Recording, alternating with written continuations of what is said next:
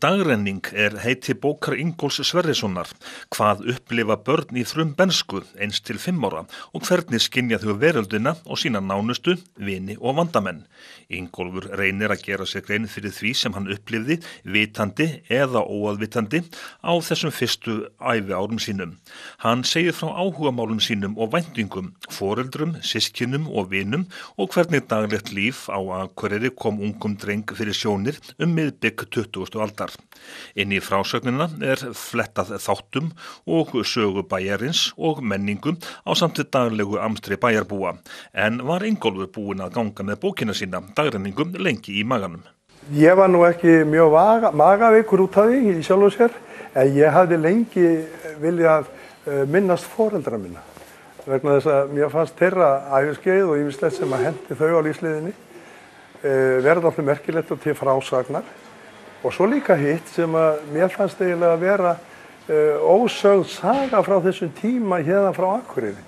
Hvernig voru aðstæður hér, hvernig var mannlífið hérna.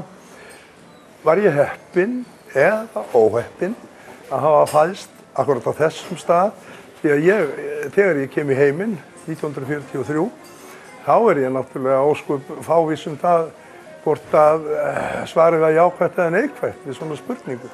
Og þess vegna fara fyrstu kaflarnir í sögunni, þessari frásögn í það að kynna mér sögu bæjarins, segja frá hvernig staðið að ýmsum málum, fræðslumálum og öðru slíku.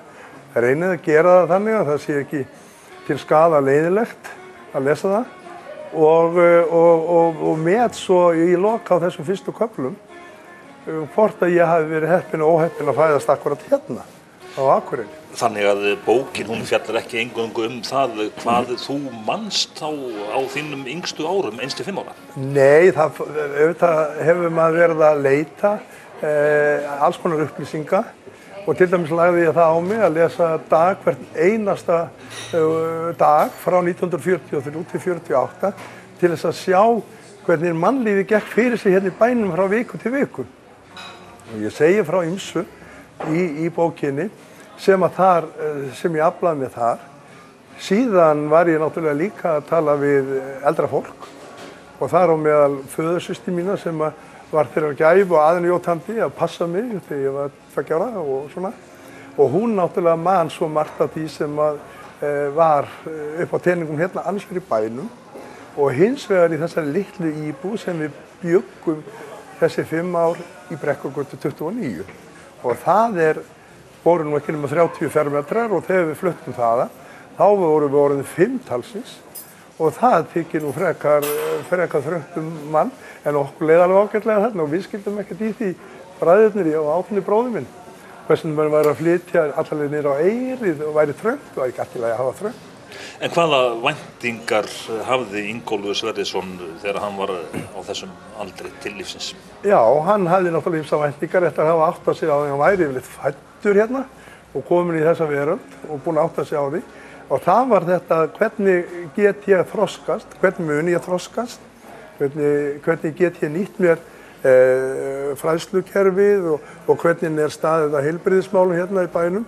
Og var allt svona eins og eðlilegt getur talist í þeirra tímasamfélagi og við gætum þá sagt sem svo, annarkvort varst það þú sem að klikka þér ef eitthvað færi illa á þinni lífsleið eða þá aðstæðan væri ekki nógu góð hérna í bænum á þessum tíma og mín niðurstaða sem ég fer tölsvöld yfir í bókinni svo að það hefði ekki verið upp á nefnaklaga nema mig ef eitthvað færi illa á minni lífsleið því að hérna var mjög merkilegt menningarstarf á þessum árum, 43 til 48, leikfélagið, skólarnir hérna, þá var farið að kalla Akureyri skólabæ og menn kannski átta sig ekki á því hvað voru hérna frábæri kennarar og ekki síður skólameistarar og skólastjórar sem að skópu þetta andrúmsloft sem að fylgir því að vera með skólabæ.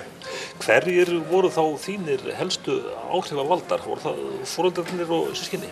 Það var aðstæðan og ekki síst foreldrarnir sem að ég skrifa talsvert þarna líka vegna þess að þetta var ungt fólk.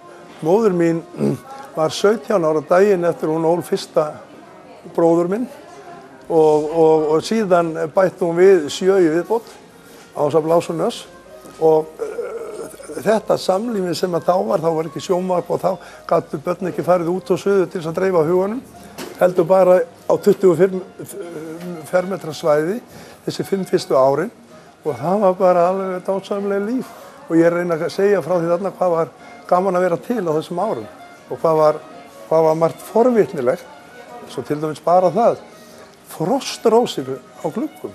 Þetta er eitthvað mesta ævintýri sem ég hef nokkuð tímann upplifað og segi frá því allítalegu máli hérna. Mér heyrist á þér að niðurstaðan sé að þú hafir í raun og veru verið heppinn að hafa fæðst á þessum árum.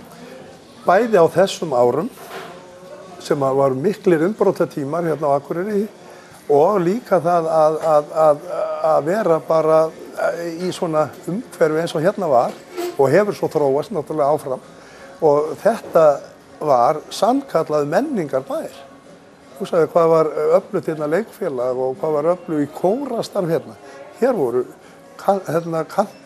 kantötukór og 2 kallakórar og ég veit ekki hvað og þjóðskáldið var hérna og annað þjóðskáld nýjarðaður til þess að gera og hérna var komið á þessum tíma til þess 47 þá var síminn settur ofan í jörðina og leiðslurnar það var allt hér á fullu.